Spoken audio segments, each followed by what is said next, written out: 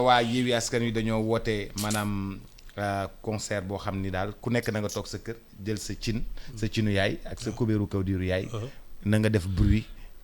doo toog ci gaz bi it. gaz. toog taal gaz bi toog ci. non loolu bokku ci. non loolu bokku si. dañu ne daal nañu tëgg. nañu tëgg. pour wane seen mer. balaa ñuy tëgg suba la ñu woote tëgg waaye balaa ñuy tëgg waa université ñoom. mercredi waaw démb waa université ñoom. tàmbali nañu ba xeexoo ci seen biir ba am ay quelques gaañu. bon de toute façon je pense que ku ci nekk tam ak ni nga gisee dëkk bi ce qui est clair c'est que tout le monde n'est pas content parce que l'état de ce pays moi je trouve qu'il n'est pas très bon même su dee am nga TER bi ngay bàkkoo waaye je trouve que on pouvait beaucoup mieux faire et il y a des gens dans ce pays qui ne sont pas contents et ça c'est clair. Bon maintenant chacun a sa manière de. mais Ibou àdduna. man Boubs. Je suis pas content mais c'est pas comme ça que je règle mes problèmes man gisuma njëriñu tàccu ay kubéer. Tu sais tu veux parce que il y a des élections qui se profilent. Tu veux changer les choses, tu fais de la politique mais c'est le moment de mobiliser l'électorat parce que les gens qui vont frapper ay kaw di rek yooyu soo moytul y en a qui seront même pas des majeurs qui sont pas inscrits sur les listes électorales et puis xëy ay trouble fait ku ci nekk xam nga ñun fii kaa ñu fo kaa ñu déconner ñëppay dem parce que nous sommes un peuple chahuteur nous aimons voilà. mais Ibou bu ñu wooweeti noonu de. ah si ñun les Sénégalais sont des chahuteurs ah ñoom loo def ñu kekkantoo la ah si man mii noonu laa mel man loo ma wax dama lay kekkantoo daal di mais je trouve que ça c'est pour vraiment quand ce ne sont pas des questions sérieuses mais sur des questions électorales il faut faire son travail. C'est du travail d'inscription sur les listes, c'est du travail. Mais là, c'est trop tard, inscription sur les listes et tout. Voilà, là, non, c'est trop tard. Mais tu refaire les listes, c'est trop tard. Abstention, parce que quand la scène politique est aussi désolante, xam nga ñi ci bare dañuy ne mais man je vais pas me déplacer un dimanche. Mais oui, et c'est pour cela qu'il faut faire les choses sérieusement, parce que nous sommes en politique. Parce que si tu ne fais pas les choses sérieusement, c'est le taux d'abstention. nit ñi dañuy toog seen kër dañuy toog seen kër attends ñii ay caaxaankat lañu je vais pas me lever pour yàq samay nelaw pour ñii c'est ça il faut convaincre les gens d'aller voter et les mobiliser quoi mais je ne trouve pas que ça incite des responsables xam nga ay kilifa yu magum jëm soo leen ne woy kii lañu jël ay kasilor ak yooyu attends dañ la dul déglu sax. On a besoin d'arguments. Qu'est-ce qu'on va faire de ce pays si vous gagnez aux élections? Qu'est-ce que vous faites de ce pays? ñoom ba léegi waxuñu lan la ñuy def. man de dégguma ko xëy na wax nañ ko man de dégguma ko. non je veux dire suñu gagné ñoom ñu toog ñu yéen waa Sénégal ñun bu ñu. gagné il faut le dire avant yi lii la ñuy def ak lii ak. il faut le dire avant. il faut le dire avant il faut le dire pendant les locales. parce que ñoom. mais Ibou dafa am ku yónnee benn message mu ne ma waa Yewwi qu'est-ce qu'ils risquent. S'ils ne vont pas à l'Assemblée nationale lan mooy seen problème ba bëgguñu dem ci élection yi bëgguñu bàyyi ñi nga xam ne ñooy suppléants yi ñu jàll. Qu'est-ce qu'ils risquent tous? Moi c'est ça que je ne comprends pas c'est-à-dire. non dafa ne ñoom lan la ñuy risquer nga wax ko ñooñu lan la ñuy risquer. mais tu sais l'Assemblée nationale c'est une tribune. C'est un grade politique d'être député et moi je trouve que mais Ousmane Sonko. Il est devenu une célébrité bi mu duggee Assemblée nationale parce que ses prestations lui ont donné de la visibilité lui ont permis de s'exprimer sur les trucs budgétaires ak yooyu muy wax nit ñi loo xam ne tu te dis voilà quelqu'un de compétent c'est comme ça qu'il s'est fait la figure de montante de la politique. L'Assemblée nationale c'est une vraie tribune. Ensuite tu as les moyens de faire ta politique parce que au moins tu es véhiculé, tu as des trucs, tu as des salaires, tu as des... ça te permet d'avoir de la proximité avec les gens, tu peux circuler.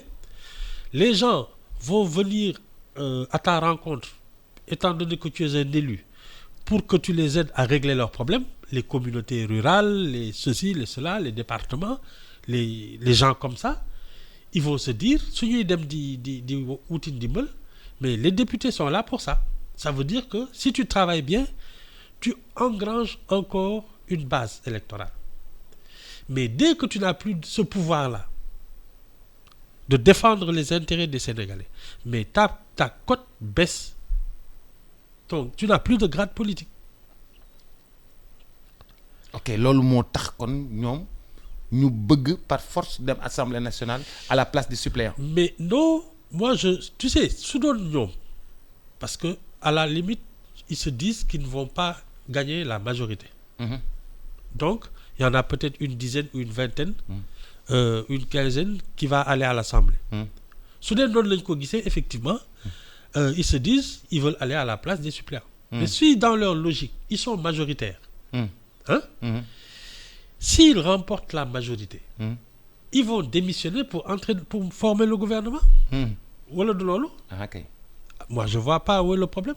De toute façon, s'ils remportent toute la question est de remporter la majorité pour former le gouvernement. Wax yëpp fa la ne. Parce que je suis convaincu qu'ils préfèrent être dans le gouvernement qu'à l'Assemblée nationale.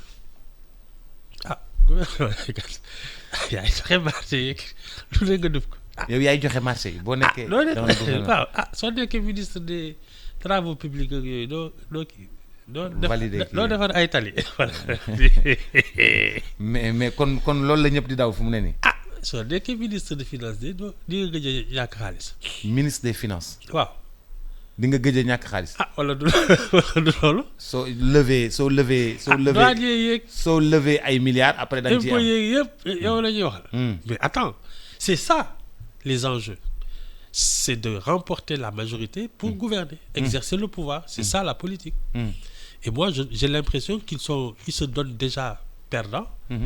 Parce que ñoom suñu demoon jàppale seen suppléants yi, s'ils battent campagne pour leurs suppléants, ñi leen na woon votel dinañu voter le suppléant. Mais s'ils ont l'air de dire aux électeurs, suppléants yi daal vraiment waruñu dem, ça veut dire que ce sont des tocards.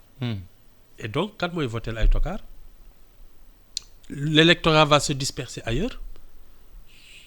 C'est ça le risque. ñi nga xam et c'est 5 ans. C'est-à-dire pendant 5 ans da ngay taxawaalu. ñi nga xam ni ñoom dafa am ay parti yoo xam ne bindu nañu normal. parti yooyu ñoom ñi ngi taxaw di xaar kenn déggu leen ci fi. Oui, mais parce que ñoom fi mu nekk nii c'est eux qui risquent d'engranger le maximum de votes sanctions. Parce que dans cette affaire-là, il y a 2 postures. Il y a ceux qui veulent maintenir le régime de Macky Sall et qui vont essayer de lui donner la majorité. Et il y a ceux qui veulent le sanctionner. S'ils sont majoritaires et que malheureusement pour les titulaires de Yewwi Askan Wi, ils se disent que ñii ma comme Yewwi Askan Wi di wane ne ñoom seen suppléants yi daal dañu xaw doy waar. Mais ils vont aller voter pour les autres listes. Faut que là, il y en a 15 xaw ma ñaata liste la. Waaw. C'est eux qui vont récupérer le vote sanction. Et je pense qu'il va y avoir une nouvelle offre politique et à l'Assemblée nationale et pour la présidentielle. Bon, il y a aussi les trucs des départements. Barthélémy Diaz peut être le patron. Et je te dis, l'affaire de Yewwi Askan Wi va se jouer autour justement de la posture de Barthélémy Diaz dans cette affaire. Parce qu'il va battre campagne moom. te xam nga soo moytul voilà c'est lui qui va être le patron. te moom affaire bi da si ne pat sax de. lu mu ciy wax. En tout cas daal day moytu ku ko def mandat de dépôt. Kilifa day moytu mandat de dépôt. Mais yéen seen maire bi tu sais moi ce qui m'étonne un peu dans son attitude, c'est qu'il a quand même été élu peut-être aussi par des gens qui ne sont pas de Yewwi Askan Wi, qui sont neutres, mais qui se disent xëy na nu mu tudd en tout cas on sanctionne Aliou Sall, même si on n'est pas avec même si on n'est pas avec Ahmed Aïdara, on sanctionne Aliou Sall. Mais ñooñu aujourd'hui tu leur expliques comment, parce que tu as été élu pour administrer la ville, yaa ngi ci kaso bi, tu fais quoi? Oui, il y a le premier adjoint au maire qui va gérer. Non, dama ne la yow la ñu fal. C'est ça. Oui, les responsabilités. Oui, mais la responsabilité, c'est d'être sur place. Tu as été élu pour administrer la ville, pas pour aller en prison. Oui, mais dans la vie bu leen politique. ma rek wax dama non Ibou ñun dañ ñuy bàyyi ñun waa Guédiawaye dañ ñuy bàyyi dañ ñoo teg bët. ñun waa Guédiawaye dañ ñoo teg bët. Il y a le premier adjoint au maire qui gère. Les gens, quand ils ont voté pour lui, c'était pas pour que le premier adjoint au maire soit le maire de la ville, parce que su dul loolu kon kooku la ñuy voté am déet. Non, moi je trouve que quand tu as des responsabilités, tu évites de te mettre dans certaines postures. yow loolu ngay woowee savoir se tenir. Man daal loolu laa xam, man daal du ma songanteeg ay policiers boobu xalaatuma ko. su ma amee benn grade bi, même su ma amul grade bi sax du ma songanteeg ay policiers. Non, du ma song. buñ ma nee bu fi jaar du ma fi jaar. Non, du ma fi jaar. Def marche, je peux faire le tour. mën nga wiiri koñ. waaw bu fi jaar kay bul jaar, c'est l'autorité publique. C'est comme ça. On ne brave pas l'autorité publique. Bon, maintenant, si c'est fait exprès, il faut en assumer les conséquences. Mais moi, je trouve que il y a des postures qu'il faut éviter. Parce que kilifa nga. Oui, mais Ibou fii ñu ngi fii gis. Gis nga ni ñu ko dugalee ci voilà. mais Ibou fii kilifa yëpp dañu doon dem 2012 place de la nation te ay kilifa lañu te dañ ko doon tere ñuy sànni ñuy daw. Patron yi di daw fii ñii di daw fii kilifa yëpp di daw di moytu. mais gis nañ fi Moustapha Niass yore xeer taxaw. non Ibou taxaw rek dañuy waxtaan. gis nañ fi Moustapha Niass sol lunette. sol sahélienne yore t-shirt yore ki taxaw. boobu il avait quel mandat? Non, il avait pas la responsabilité, il était juste simple opposant. Mango jeex na su ko neexee def ko léegi fii mu nekk nii tu peux lui dire mu dem gàddu xeer di sànni ji talu ko boobu lu nekk ak tolluwaayam. Quand tu as des responsabilités, tu es élu par le peuple, tu es élu par la ville. Ça va, doo fi nekk di xeex ci mbedd mi. Non, tu as des responsabilités. Youssou Ndour dama doon football ba sonn nii. Youssou Ndour bàyyi ma mu football ba pare mu ne ma kaay. Boubs maa bëgg nga xam ne yow kilifa nga. déglu ma rek boo damoon. Oui. dañuy am problème. Je te dis. amoo droit football bii nga football. Et puis yow loo mën di dalanteeg xale yi nii. non et puis yow ñi nga xam ne ñoom ñu ngi football ñeen man bi ma xamee ne am na ñuy football ñeen di fay ay milliards. laa bàyyi football. du ma ko def gratuitement. laa bàyyi football. Oui mais attends. waaw Youssou Ndour dafa ñëw mu ne ma hey. non lii bu ko defati. mais je te dis. lu nekk ak yow oui. lu nekk ak tolluwaayam boo damee am double fracture. indisponible 9 mois nooy def. c'est ça. ma dem ñibbi sama baat di. sama bopp bi def tonk. nga nekk waxuma la sax dans ton travail, mais ta famille elle fait quoi? Tu peux pas travailler, tu peux rien faire. Elle fait quoi? Tu mets des gens dans des postures difficiles. C'est ça en fait. loolu nit daf koy éviter. Pas parce que du affaire u ragal ak yooyu. mais lu nekk ak lu mu tollool. moytu yenn confrontation. Oui. Faut faire attention à ces choses-là. Surtout quand on a des responsabilités. léegi nag xale yi ñoom moi je trouve que c'est pas une manière de dire aux gens parce que gis nga ndégam Abdou Diouf ak Abdoulaye Wade ñoo wàcc nii. ñoo yéeg ba wàcc. waaw. te ay carte moo leen. yéegal ak wàcce leen ñoo leen wàcce. mais quand tu veux faire tomber un régime tu prépares des élections. Il y a pas autre chose. Tu prépares sérieusement les élections. C'est ça prendre le pouvoir.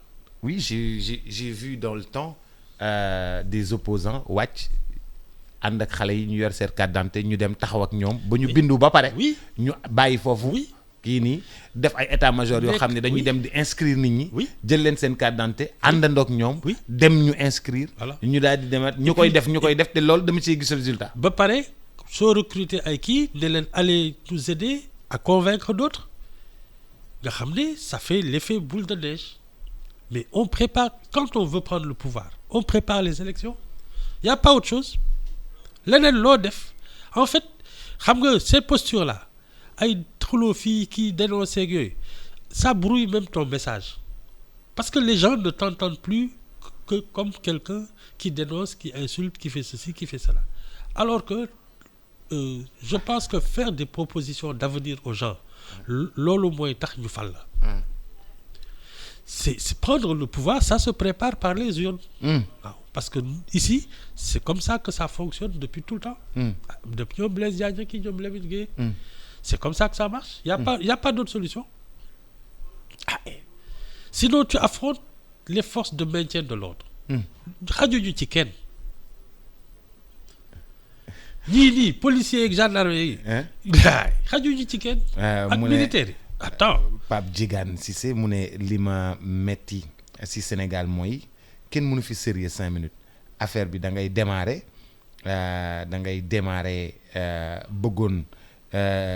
bëggoon a lii liggéey la lii mooy kii bi ba waaye bëggoon yi ba gars yi mujjee ko def fëlaale def ko affaire bi viré tànn beer national. waaw je te dis non xam nga fii chahuté lañ bëgg.